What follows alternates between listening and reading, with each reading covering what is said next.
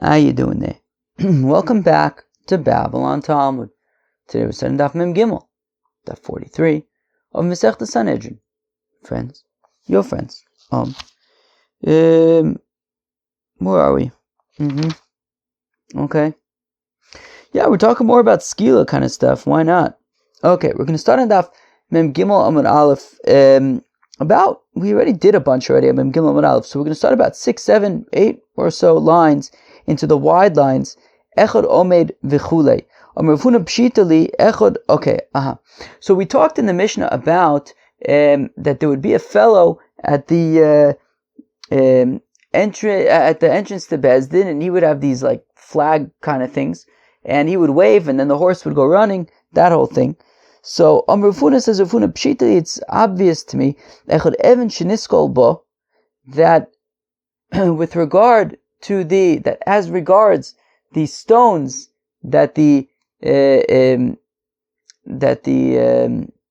condemned fellow is stoned with, v'echad eit shenisla bo, as well as the gallows that he is hanged on, v'echad saif, right, the tree that he's hanged on, v'echad saif shenerag bo, or right, meaning he's hanged after he's stoned, right? Kol aniskol and nislin, as we're going to learn soon. V'echad saif shenerag bo, as well as the sword that his head is sliced off with. V'echad sudur shenechnach bo, or the cloths that they use to strangulate, I think, him. Kulon mishel tzibur. Okay, these are, who pays for these items? Who pays for the sword, for the cloths, etc.? The public funds. My time, how come public funds are used? We're not going to have him dig his own grave. Okay? We're not going to say, okay, you pay for the sword that we're going to use to slice off your head. So rather we use a publicly funded sword. Rav Huna asked a kasha, Sudur shemanifin bo. But what about the flag that they wave to save him? V'sus sheratzu ma'amidon, and the horse that goes running at top speed in order to stop the execution. Michel, who's paying for those? Kevin, that's all adidei midideu. On the one hand, I can argue that, well, they're there to save him, so he should fund them. Odilma, or perhaps Kevin, the beidina mechayvin lemevud ba'atzole mididu. Or maybe since the Beis Din it's a mitzvah, they have a chiyuv that they have to try and save him, so they have to they have to fund all of the pieces that are going to contribute to saving him. Visu, and more so, the Amr Reb Chia bar Rav Ashi Amr Rav Chizda ayotze lehorig, that a person who's being taken out for capital punishment. Mashkin Eisei Kart Shel Levona B'chol Shel Yain. We give him to drink a certain amount of frankincense mixed in with wine. I guess it makes you fashnikit sheba fashnikit, mamish fashnikit. Kadesh Titorev Daito, so that he's mamish in another place. Shenemai Tnusheich La'oved, give intoxicants to the person who is lost. V'yain l'mor nefesh, and wine to those who are of bitter souls. So when you're being taken out to be killed, we make you mamish on another level. Noshim Yikaris, where am I? V'tani, we learn in a Brisa, Noshim Yikaris Yerushalayim, that the very precious women of Jerusalem, Hayu Misnadvos Mevios Oson, they would donate these intoxicants. Los Nadvu Noshim Yikaris Mishalmi. But what if they didn't donate these intoxicants? Who funds them?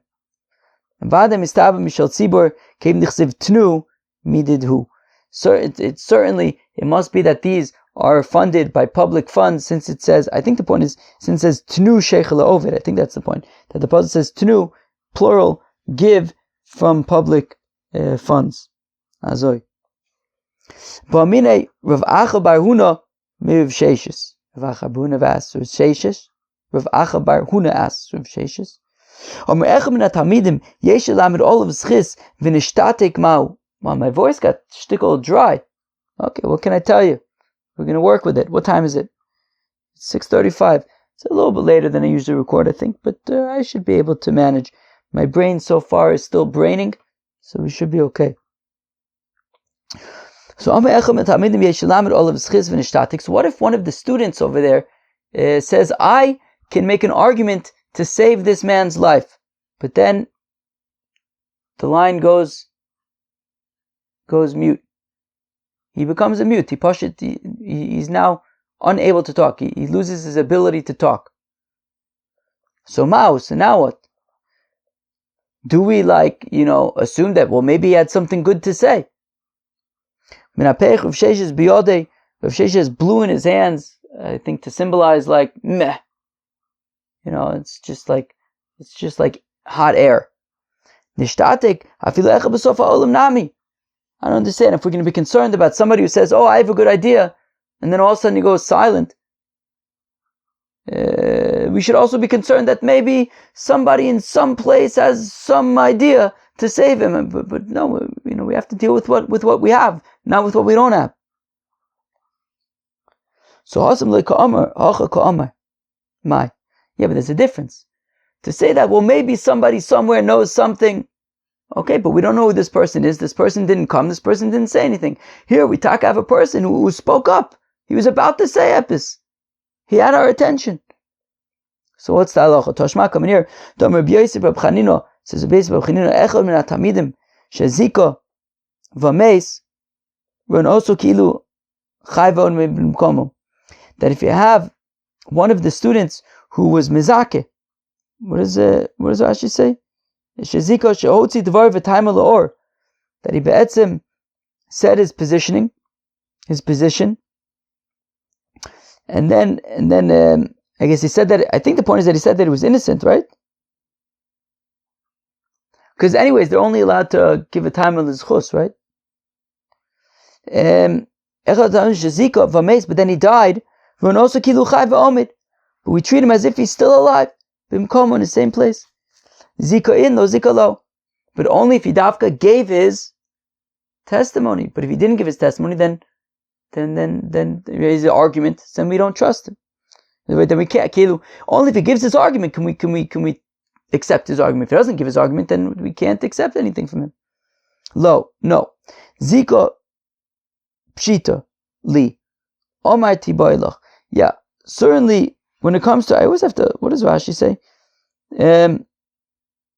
Yeah, Rashi says, tiboilach mi amrinat zika davka udima Reb Yossi orcha demilsa kamer shenech. Okay, whatever.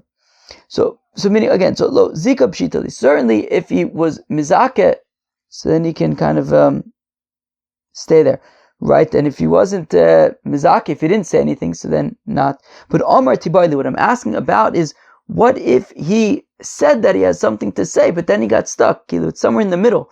It's not like he didn't say anything. He said epis, but then he kind of got stuck. Let me check Rashi quickly. Checking. Okay, fine. Where are we? Fine. Okay. Alright. Fine. Afilu hu v'chulei. Vafilu pamish. Okay, so we said even if the defendant himself says, I have an argument to save myself, so we take him back to Bezdin, as long as there's substance to what he says, to his argument to save himself. Vafilu pamishon v'shniya. Now 1 second, even time number 1 and time number 2 that he says, I have an argument to be made, I have an argument to make, we would only take him back if there's substance to his argument. We learn in the Brisa,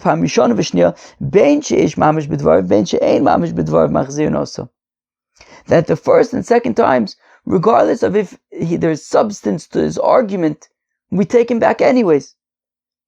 But only starting from time number 3, we say, wait a second, is there substance to your argument? If there's nothing, if there is no substance to his arguments, then we don't take him back. So Rav Papa says, yeah, okay, when the Mishnah says you take him back, if there's all right, if you take him back, if there's substance, so that's only from after the second time. But the first 2 times he doesn't necessarily have to have substance. Okay, so fine. Mino yade. Now, how do these people know if there's substance or not? Kilu, we said that the judges they stick around back in Bezdin, so that if somebody comes with an argument, they're there. Who's taking the guy out to be killed? The executioners. What are the executioners? Such big goyim, they're such big Talmidei Chachamim that they can gauge if there is substance to his argument or not. That we send with them a pair of rabbis, and and they can check if there's substance to his argument. Why not? Now, why not have these 2 rabbis there from the beginning, time number 1 and time number 2, to check if there's substance to his argument? Why only starting time number 3? Because since he's about to be killed, he's mamish very, very nervous. He's not in a place where he can think so eloquently and speak so eloquently. So therefore, time number 1 and time number 2, we say, even if he's unable to express himself clearly and he's unable to have, and it would appear that there's no substance to his words, we still take him back nonetheless. For time number 1 and time number 2. But starting with time number 3, however, he has to have substance. I, mamish, need to try to get something to drink because my throat is really dry. Okay, hopefully that'll help. I just had a little bit of water. Hopefully that'll make a difference, at least enough to be able to finish recording Babylon Talmud. Says the next Mishnah, Matzulo zchus pitaru. So if they find reason to say that he is innocent, so he goes home. V'im lav, but if he's not innocent, if he's guilty, and that's it, the appeals, he ran out of appeals, and it's time. So Yotze Lisakel, he goes out to be stoned. V'chorez Yotze Lefanov, and they announce in front of him, Ish Pleni ben Pleni, so and so, Yotze Lisakel is going to be stoned. Al is being taken out to be stoned. Al she'ovra aver plonis, because he did such and such an avera.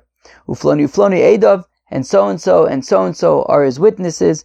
Kol mi sheyodeh lo zchis. Now, if somebody has any information, if anybody has any arguments to save his life, Yavo Vilamid Olav, please come, let us know what you have to say, so we can see if his life can be spared. It says the Gemara, Amar Abai says Abai v'tzarich l'meimar b'yom ploni v'shar ploni v'makom ploni dilma ika diyade v'osu umazimlu. Abai says, in addition to saying he's being stoned for doing such and such an affair, and these are his witnesses, we also have to say, when did this crime take place? On what day? At what time? In which place? Dilma ika diyade. I'm reading that again because maybe there are people who know of Asu Mazmu, right? Maybe the witnesses are liars. Maybe other people can now come and make the maidens zomim. An announcement goes out in front of him. Lefonav in meikar lo. This is pretty interesting. The announcement goes as they are on their way to the stoning spot, but not beforehand. And goes with Tzionim as a whole arichas dartin about Yoshke. Yeah, about Yoshke. I don't really understand how you'd be able to have an announcement beforehand, because I thought that they basically execute him right away. But anyways. Amr B'Shua Levi says, Rabbi Shua Levi, Kol azoveach es yitzro misvada olav, anybody who does tshuva, who after sinning, then does tshuva and he does vidui. Mal olav akosov, the verse treats it keilu kibdo lakadosh baruch hu b'shnei olamim ha'olam hazeh v'olam haba, as if he honors God in both worlds, this world and the world to come. The Chsiv, as the Apostle says, zoveach toda, somebody who slaughters his Yetzer Hara, does tshuva and does vidui, yichabdonani, he double, right, so there's 2 nuns over there. He double honors me in this world as well as the world to come. And says Rabbi Shua Levi, that when the holy temple was erected, was still there. Adam makriv ola, schar ola biyado mincha, schar mincha biyado. A person offers a korban ola or a korban mincha, so he gets reward for offering the korban. Aval misha daito shvala, but somebody who is, I don't know, like kind of like, how do you say daito shvala? He's, I guess, like pretty chilled out, kind of, but like not haughty at all, just very simple, kind of like chilled out. Malalav akosov, I think that's what it means. The pasuk treats it ki'ilu ikriv kol korbanos kulan. It's as if he offered all of the korbanos. Shneimar zivche elokim, right? The offerings, plural, of God, all the offerings. Ruach nishbara is a broken spirit. A broken spirit. Not only that, his prayer will not be disgusting, shenemar, repelled, repulsified. Shenemar, as the pasuk says, leiv nishbar v'nidke, a broken and downtrodden heart. Elokim lo tivzeh, God will not disgrace. Says the Mishnah,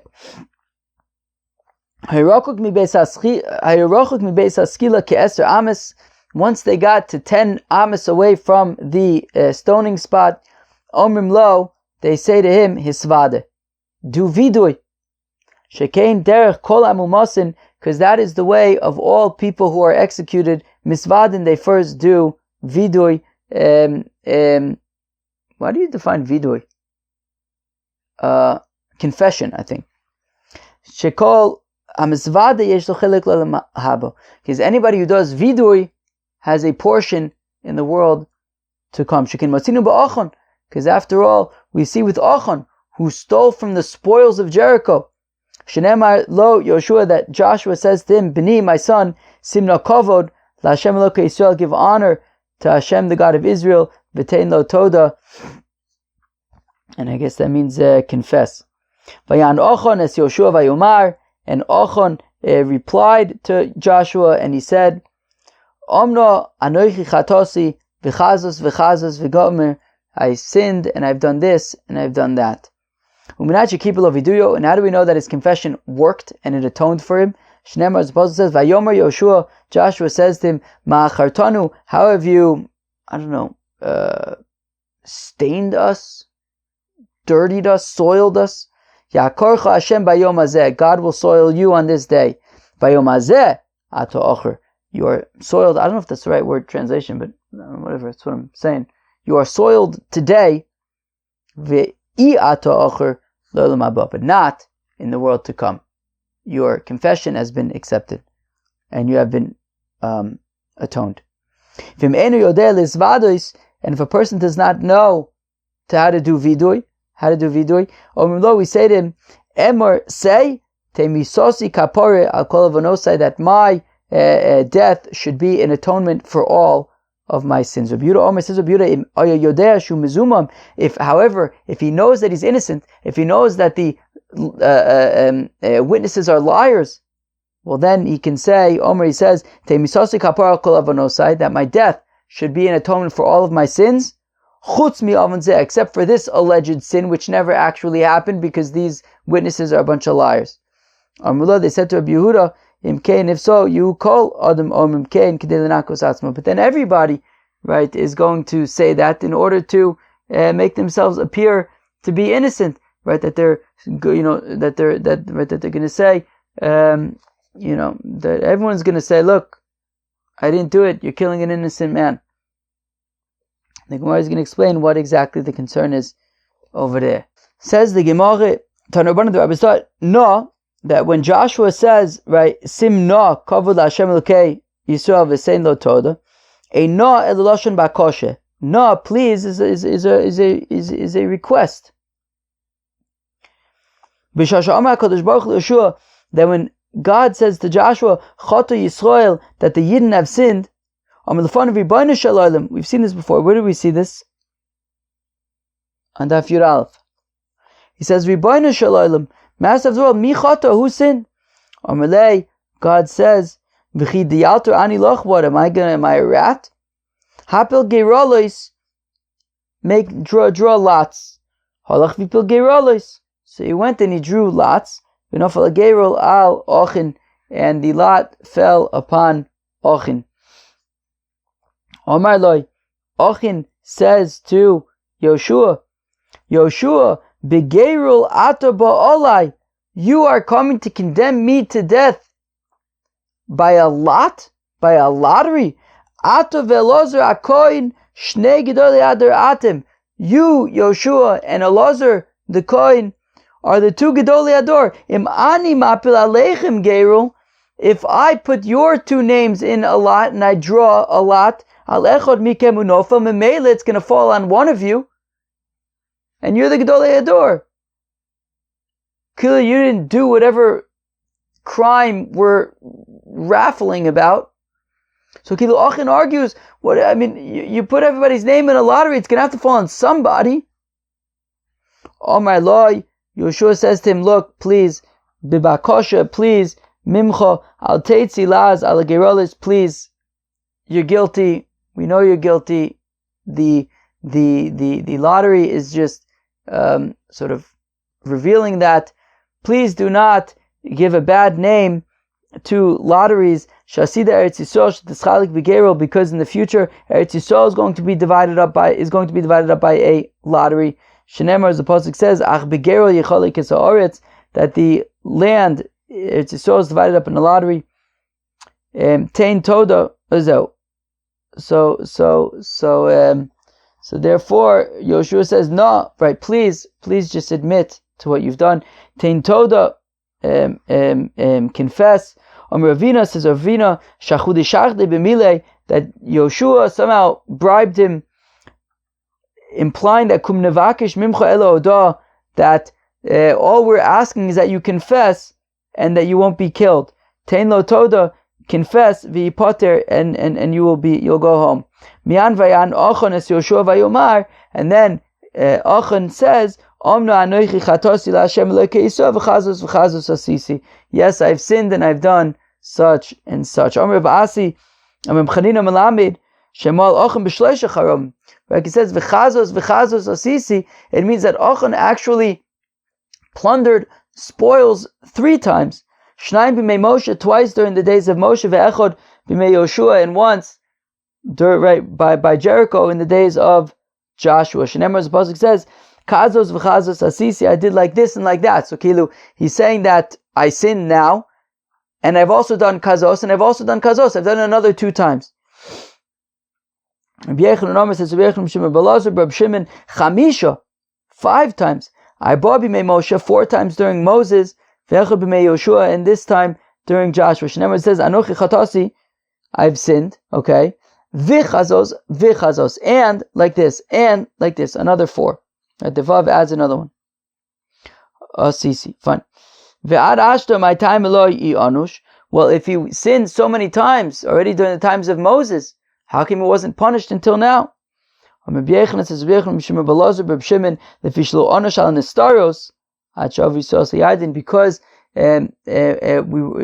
Yisrael, or I guess, one second, lo Yanush. Yanush also means, I guess, 1 second. I think Leonish Yisrael al Milah. So exactly, meaning Ochan this time stole from the spoils of Jericho, and then 36 people died in Ai. If Ochan had done it several times before, well, why didn't this tragedy happen earlier? So the answer is because of Nenash al Nestar Sachavi Sosayardin. Because until the Yidden came into Eretz Yisrael, hidden sins were not punished. The collective was not punished. All the Yidden weren't punished because of hidden sins, right? Ochan sneakily stole from the spoils. So now that the Yidden came into Eretz Yisrael, then that affected all of Am Yisrael. Even these things that were done, even these sins that were done in private. But until then, while the Yidden were in the Midbar, that wasn't the case. And therefore, if he snuck and stole stuff from the other spoils, the Yidden weren't punished because of it. But once the Yidden came into Eretz Yisrael, they were. Ochan stole from the spoils, and all of Am Yisrael was punished, and 36 people died in Ai. Kitanoi, and this concept of being punished for hidden sins that people do is like a machlokes tanoim. Anistaros l'Hashem Elokeinu, those that are hidden are only for God. V'aniglos, but those which are revealed, lanu levanenu ad olam, are relevant to us and our children forever. How come if you look in the Torah there are dots on top of lanu ulvanenu and the ayin in ad? That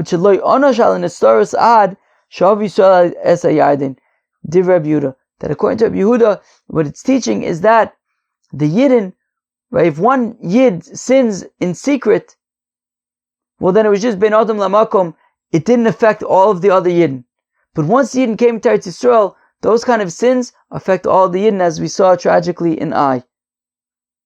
Rabbi Nechemia says to Rabbi Yehuda, v'chi anash al nistaros le'olam.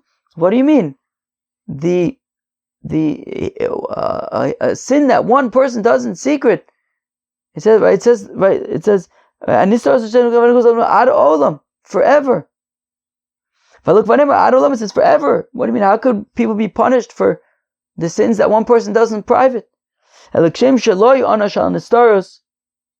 Just like during the time of the Midbar, there was, right, people were not punished. Right, Klal Yisrael wasn't punished for sins that people did privately. So also, even a sin that a person did in public, the Yidden were not punished for that until they crossed the Yarden. Once the Yidden crossed the Yarden, then if a Yid does a sin in public, well then all of Klal Yisrael could get punished for that. Ela Ochon my taima ianush. So then, if that's the case, then why was Ochon, right? Why were the Yidden punished because of the sin of Ochon? It was hidden. It was beseis. It was hidden. If we're saying that kilu ad olam, that Klal Yisrael is never going to be punished for the sins of individuals that they do in private, so why was Klal Yisrael punished for what Ochon did? Because it wasn't completely private. His wife and his children knew about it. Givaldig. That was Daf Mem Gimel of Masechta Sanhedrin. Peace out.